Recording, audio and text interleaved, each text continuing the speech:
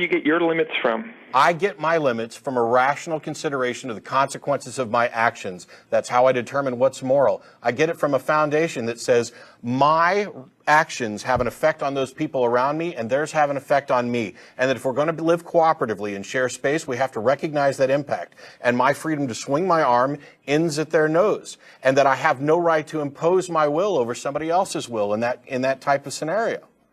That's where I get them from. It's from an understanding. What's the punishment if you do that then? I get them You're just going to die. Andrew, I get them from an understanding of reality, not an assertion of authority. Now, what was the question? Well, if you just do all that, let's just say you go out with a gun and you just rape a bunch of people, then you just shoot yourself, what's going to be the punishment for you? If I go out and rape a bunch of people and shoot myself, what's going to be the punishment for me? I'll be dead. Yeah.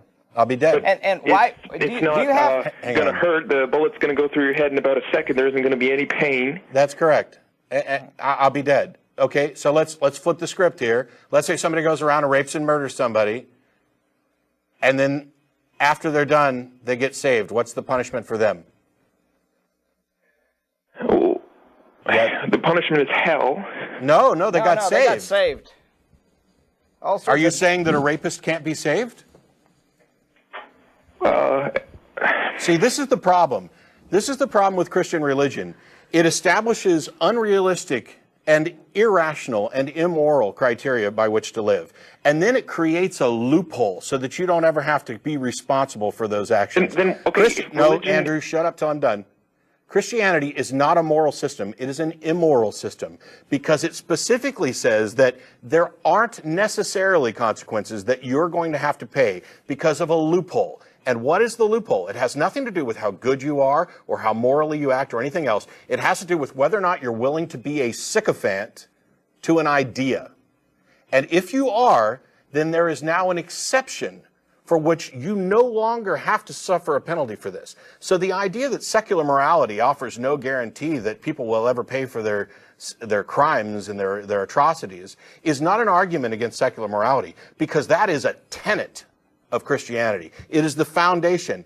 The idea that the Christian God is just is directly contradicted by the idea that the Christian God is merciful. Perfect justice and any mercy are necessarily directly in contradiction, because mercy is a suspension of justice. So do not pretend that your religion is moral and just and then try to attack my position, which is based on reality, because somebody might rape people, shoot themselves ahead, and then not get punished. That's asinine.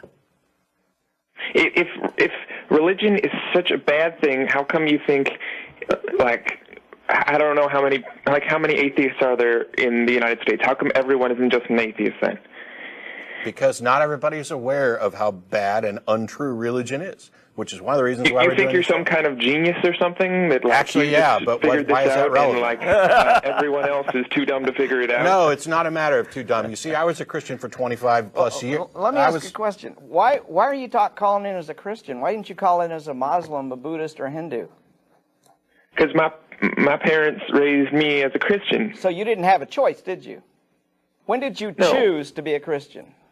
Well, it's just a tradition. Your parents teach you whatever religion they do. So if you were born over in Afghanistan, you'd be a Muslim. Yeah. So if you were born a Muslim. So it has nothing to do with truth then. It's just the way you were raised. See, because on this show we actually care about whether or not things are true.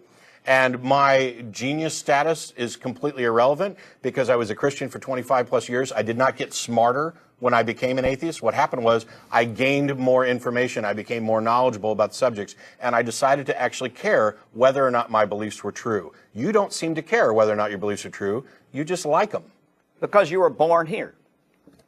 Well, I think it's good. I think you're going to have more happiness in your life if you have limits to tell you what you can do or... how is that relevant to the truth of your religion? I've already said... It's not all true. I know. I was talking to people on the chat here, and they said, well, they're read the Old Testament. There's all this genocide and stuff, and I was just saying, well, you don't have to read the whole thing because you just read, for example, what Jesus said. Okay. You don't. So are you saying? I tell you what, we already talked about this earlier.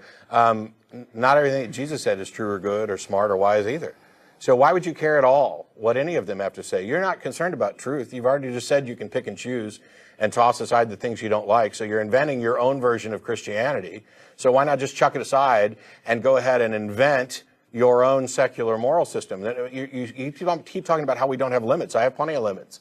And we live in a society that has plenty of limits. As Daryl's already pointed out, most societies have limits. You keep going to this slippery slope thing of, well, if there is no, 10 Commandments or Jesus or whatever, then you've got no limits. You'll just run around raping and killing people. Well, that's already demonstrably false. And there have been multiple studies that actually investigate the correlation between the religiosity of a society and its societal health. And there is always a strong negative correlation. The more atheistic the society, the better they score on societal health factors, from everything from teenage pregnancy rates to STDs to happiness to wealth to murder, rape to healthcare.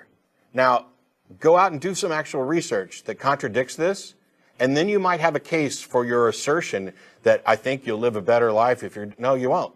There's no evidence to demonstrate this. This is wishful thinking. Just as not only have you gone and said, well, I'll pick and choose what I want, you've done it in a way where you're just trying to support your own wishful thinking. And until you actually come up with evidence, and until you demonstrate that you care about the truth, we don't really need to waste any more time on it.